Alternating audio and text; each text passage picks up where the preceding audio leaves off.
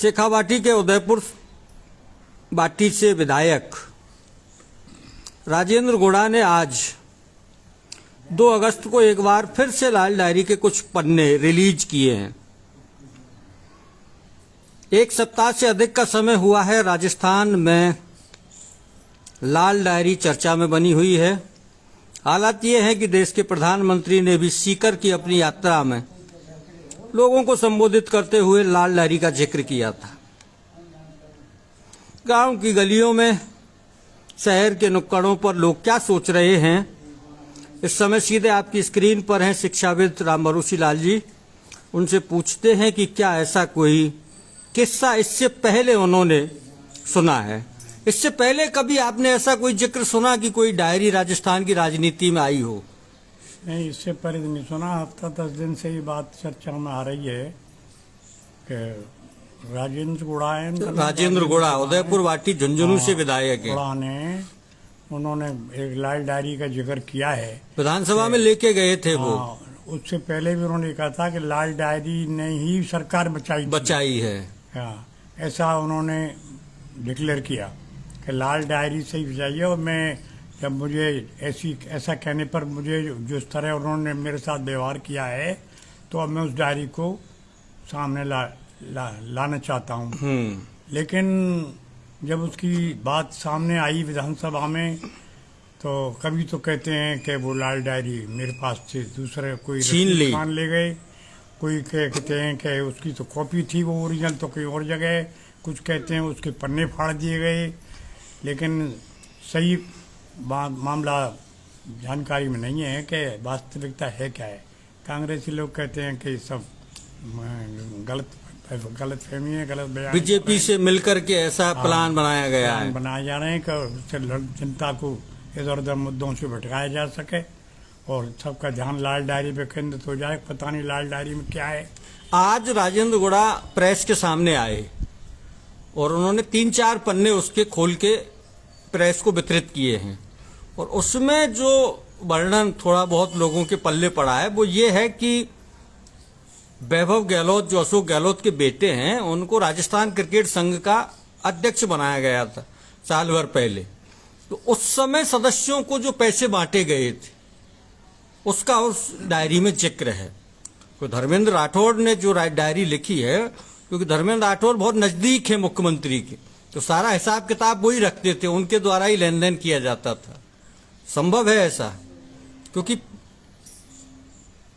वैसे तो जब इतने नज़दीकी कोई रहे होंगे तो इतनी लिखा पढ़ी और इस तरह प्रकाश में आना वैसे संभव तो लगता नहीं। फिर भी किसी सोर्स से उनको जानकारी अगर हुई है ये बात, तो मैं समझता हूँ कि उनको बिल्कुल क्लियर कर देनी चाहिए। मुख्यमंत्री को साफ कर देना चाहिए। मुख्यमंत्री साफ ना भी करें तो गुड़ा जी जो कह रहे हैं उसको टुकड़ों में क्यों कह रहे हैं? वो एक बार सारी बात को साफ ही क्यों नहीं कर देते? वो गुड़ा का कहना ये है कि उस पर हर एक दिन नया नया केस लगाया जा रहा है, उसको जेल में डालने की तैयारी हो रही है। तो जैसे जैसे मेरे ऊपर केस लग रहे हैं वैसे वैसे ही मैं पन्ने रिलीज करूंगा। ये कोई उनका तर्क ठीक नहीं है कि जैसे मेरे साथ वो व्यवहार करते जा रहे हैं, हाँ, और उससे मैं उनके पन्नों को खोलता चला जाऊंगा। अगर उनके पास वाकई कोई है चीज और उसमें कोई तथ्यात्मक बात है, हाँ, जिसको वो जनता के सामने ला करके प्रमाणित कर तर्क संगत तरीके से प्रमाणित कर सकें, तो एक बार मिला देना चाहिए। परिणाम क्या होगा देखा जाएगा। वो होगा, जो कर दिया उन्होंने कर दिया। अब आप किसकी बाट देख रहे हैं? बाट क्यों देख रहे हैं आप कि मेरे पास जो एक्शन लेते जाएंगे मैं एक एक पन्ने को रिलीज करता जाऊंगा? और इससे क्या होगा कि बीजेपी को अलग अलग मुद्दे मिलते जाएगा। कभी नहीं सहेगा, राजस्थान चल ही रहा है, और इसको कभी इस नाम पर घेरेंगे, कभी इस नाम पर घेरेंगे। जबकि सचिन पायलट भी वो कहते हैं सब ये गोरा मुद्दा बना हुआ है। हाँ, बल्कि बना रखा है इन्होंने। डोटासरा भी कहते हैं वो मुद्दा बना रखा है। लेकिन अगर ज्यादा कोई बात है तो इनको जो कुछ होना था हो गया। हाँ, अब एक बार साफ कर देना चाहिए, सब क्लियर कर देना चाहिए उनको। वो काहे से डर रहे हैं? लेकिन ये बात तो सही है कि गुड़ा पर रोज कोई ना कोई केस खोला जा रहा है, केस लगाया जा रहा है उसके ऊपर।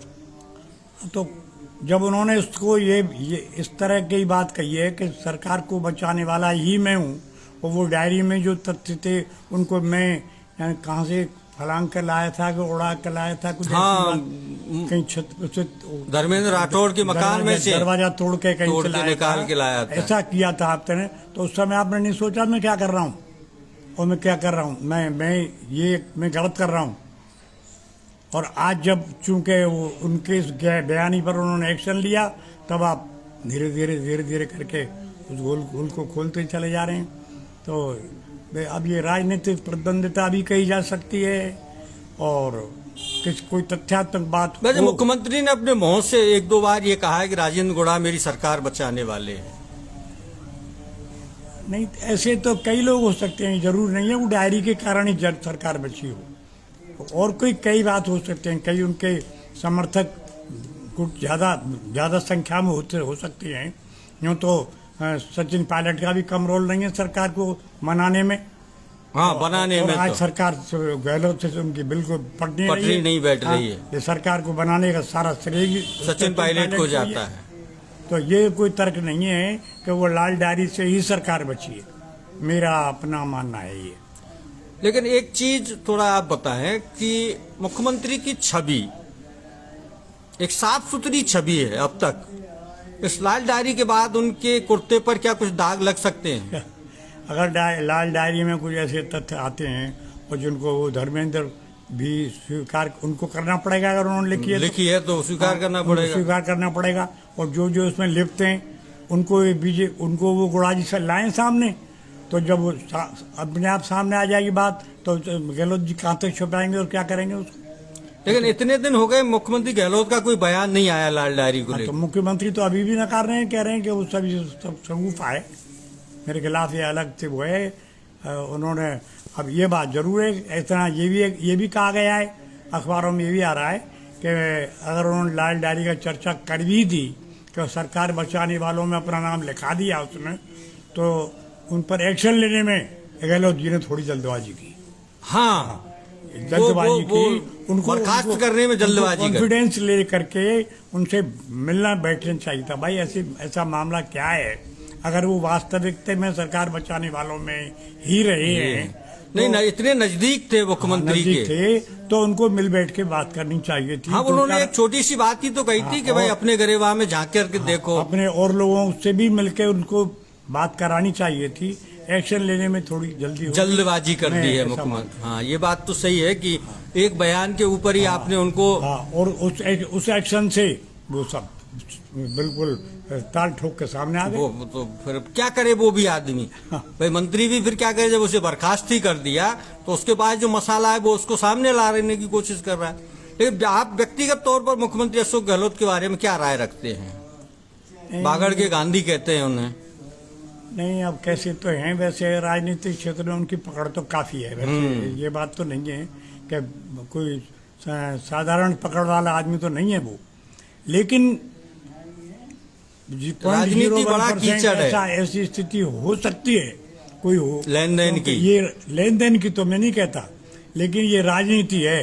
राजनीति में उठा पटक, दल बदल, खींचातानी और ये जो होटलों में ले जा बाड़ेबंदी, ये सब काम राजनीतिक शुचिता नहीं है, साफ सुथरी राजनीति नहीं है, राजनीति नहीं है। और इसको हर दल करता है। हाँ, सब करते हैं, कोई इससे दूर नहीं है। अब जो नहीं सहेगा, राजस्थान वाले कह रहे हैं और कह रहे हैं कि अब आएगा, हम आएंगे, ये आएंगे, तो उनके पिछले रिकॉर्ड भी मौजूद है, उनके रिकॉर्ड भी और आगे आने वाली स्थिति में वो क्या कर लेंगे। और ये कोई तर्क नहीं है कि जब कभी कोई घटना घट जाती है तो सबसे पहले वो ये कहते हैं कि तुम्हारे टाइम में तो ऐसा हुआ, इतना हुआ, तो ये तर्क नहीं है कि तुम्हारे टाइम में ज्यादा हुआ, हमारे टाइम में कम हुआ है। हाँ, ये कोई तर्क नहीं है। घटना हो रही है, गलत हो रही है तो अच्छी बात नहीं है। किस समय किसी का भी हो, सरकार पर दाग है, सरकार के उस पर एक्शन लेना चाहिए तुरंत ही, चाहे वो महिला पर अत्याचार हो, चाहे कोई और घटना हो जो कि साधारण जनता को प्रभावित करे। और अब तो चुनावी टाइम आ रहा है, बिल्कुल 2 महीने बाद आचार संहिता लग जाएगी, तो ये मुद्दे तो उछलेंगे, तो जनता को तो कोई ना कोई मसला चाहिए।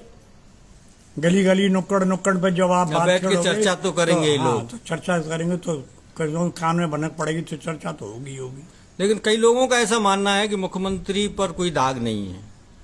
मुख्यमंत्री पर साधारणतया वैसे ऐसा लगता है कि दाग नहीं है, तभी वो। लेकिन इस बार बवाल ज्यादा हुए हैं उनकी सरकार को बचाने में। हाँ, तो हो सकता है खरीद फरोख्त करी हो कहीं। मैं खरीद फरोख्त के बारे में तो मैं नहीं कह सकता। नहीं, बेटे को अध्यक्ष बनाने के लिए बता रहे हैं कि कुछ लोगों को पैसे दिए गए थे। दिए होंगे तो वो प्रमाणित कर रहे हैं, वो प्रमाणित करना चाहिए उनको। वो इतनी देर क्यों लगा रहे हैं गुड़ा? हाँ, इतनी देर क्यों लगा रहे हैं? वो किस एक्शन की बात देख रहे हैं कि और कौन सा ऐसा बड़ा एक्शन होगा जब मैं उसको भंडाफोड़ करूंगा। हाँ हाँ हाँ। उनको जो कुछ करना है एक बार कर देना चाहिए। जनता के सामने आ रहे हैं तो आगे तो आई गए। हाँ, आ गए तो एक बार अब आगे आ ही जाना चाहिए। हाँ, और उनको और अपना फैसला भी बता देना चाहिए कि मुझे क्या करना है, इधर रहना है कि नहीं रहना है, अलग पार्टी बनानी है या विपक्ष में जाना है या क्या करना है। ये इस तरह से ये मैं इसको एक और तरह से देखता हूँ। ब्लैकमेलिंग है। हाँ, ये एक तरह से मैं ब्लैकमेलिंग मानता हूँ। किस तरह से डाउन आए और फिर हार झक मार के मेरे पास ही आए और मेरी ही खुशामद हो, मैं ऐसा भी मानता हूँ। आपको क्या लगता है सरकार रिपीट हो रही है? ऐसा कोई चांस लगता तो नहीं है कि सरकार पलट जाए।